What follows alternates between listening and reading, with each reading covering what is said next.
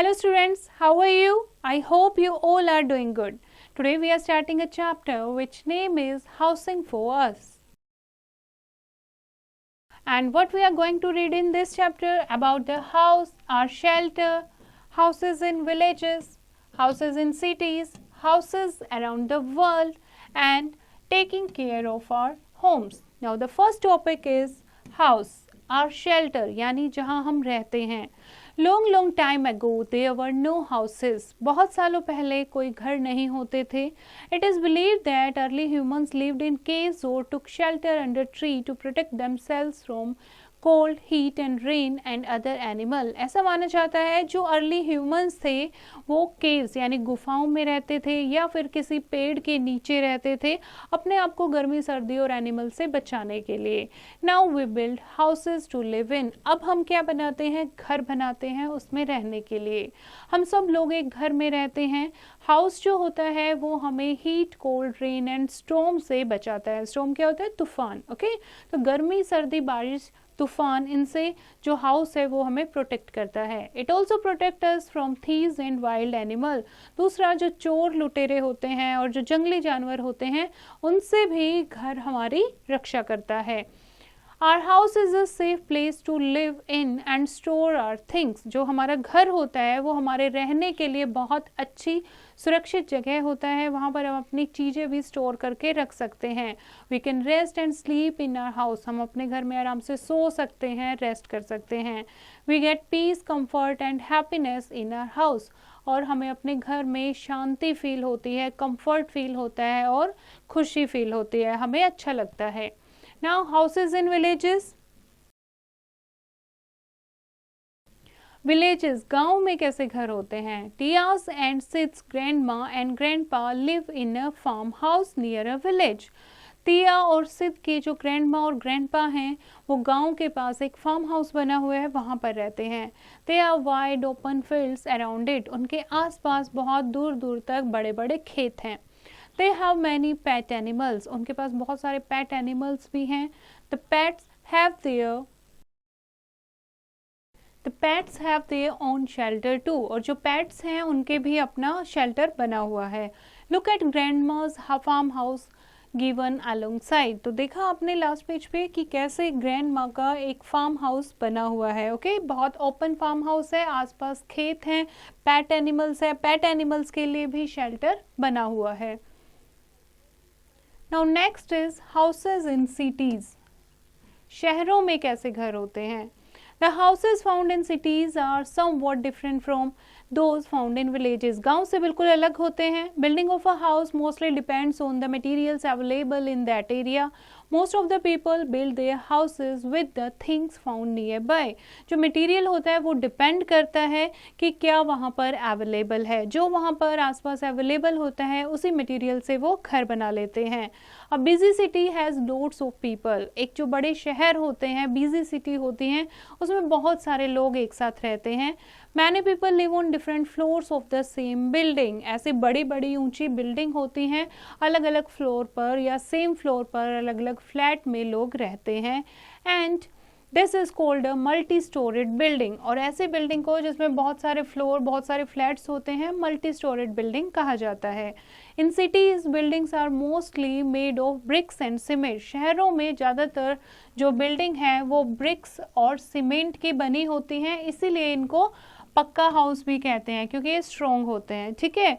गांव में जो हाउसेस होते हैं वो mostly mud, straw and thatch के बने होते हैं. घास फूस, मड, मिट्टी या स्ट्रो के बने होते हैं. ठीक है. दीज आर कॉल्ड कच्चा हाउसेस. इसीलिए इन्हें कौन से हाउस बोलते हैं? कच्चा हाउस, क्योंकि वीक होते हैं, इतने स्ट्रॉन्ग नहीं होते. Next is houses around the world. क्या दुनिया में हर जगह पर एक जैसे ही घर होते हैं, पक्का हाउस और कच्चा house?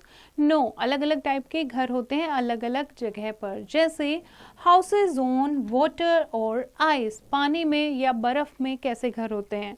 The areas where heavy rainfall is a regular feature, people build houses that stand on legs called stilts. जहाँ पर हमेशा पानी भरा रहता है, रेनफॉल बहुत ज़्यादा होती है, बाढ़ आ जाती है, वहाँ पर लोग ऐसे घर बना लेते हैं जो कि एक स्टैंड जिसको क्या बोलते हैं? स्टिल्ट्स, उसके ऊपर बना लेते हैं, ठीक है। And these do not let water into the house. अब ये एक ऊंचाई पर होता है, तो अगर पानी हैवी रेनफॉल आती है, बाढ़ आती है, तो उनके घर में पानी नहीं जाता। The houses have sloping roof so that the water can slide down. और इनकी जो छत होती है वह कैसे होती है, स्लोपिंग होती है, स्लोपिंग, ताकि इस पर पानी ना रुके। Fine. Some people live in houseboats. कुछ लोग जो है वो हाउस बोट्स में रहते हैं, ठीक है, जहाँ बड़े बड़े समुंदर होते हैं, तो ऐसे लोग हाउस बोट्स में रहते हैं। We can see houseboats in the Dal Lake of Srinagar in Kashmir and in the lakes of Kerala. Now people living in icy areas make houses from the block of ice. Ice के block से वो घर बना लेते हैं, जिसको क्या कहते हैं, इग्लू, जो लोग स्नोई एरियाज में रहते हैं। Fine. Now do you know houseboats of Kashmir are called shikaras and houseboats of Kerala are called kattuvalams. Fine. दो ही जगह पर हाउस बोट पाई जाती हैं, जिनका नाम लोकल उनको शिकाराज और कैटुवेलम्स बोलते हैं। Now houses that move. उसके बाद ऐसे घर जो मूव कर सकते हैं, जैसे कुछ लोग क्या करते हैं, एक जगह से दूसरी जगह पर हमेशा ट्रैवल करते रहते हैं, हमेशा मूव करते रहते हैं। ऐसे लोग टेंट या फिर जिसको कारवांस बोलते हैं उसमें रहते हैं।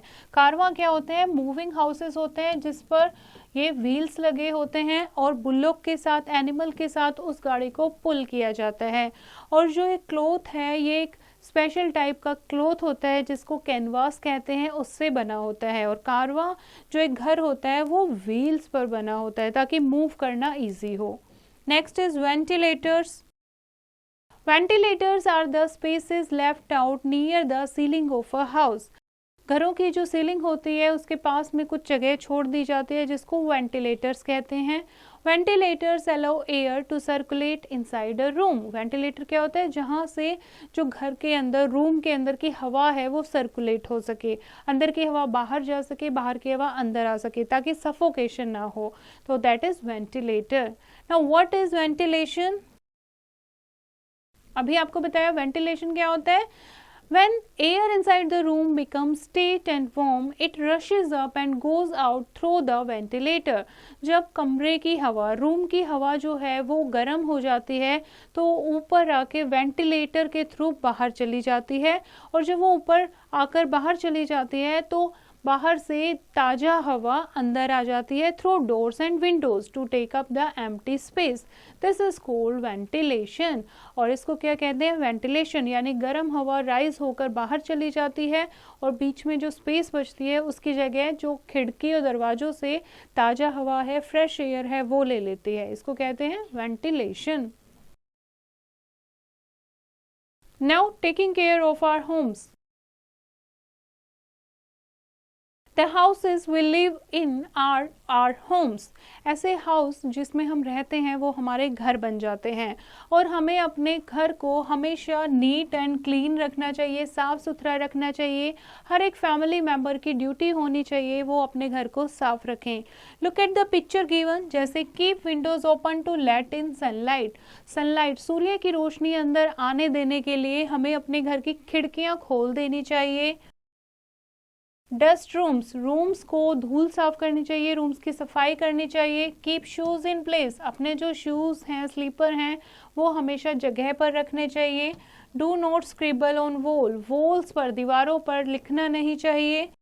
Throw garbage in garbage can, जो कूड़ा है वो हमें हमेशा डस्टबिन या गार्बेज कैंस में डालना चाहिए। Put use dishes in the sink after a meal, जब हम खाना खा चुके होते हैं तो हमें अपने झूठे बर्तन किचन में, सिंक में रख देने चाहिए। Now here are some new words like what do you mean by protect? Protect means keep safe.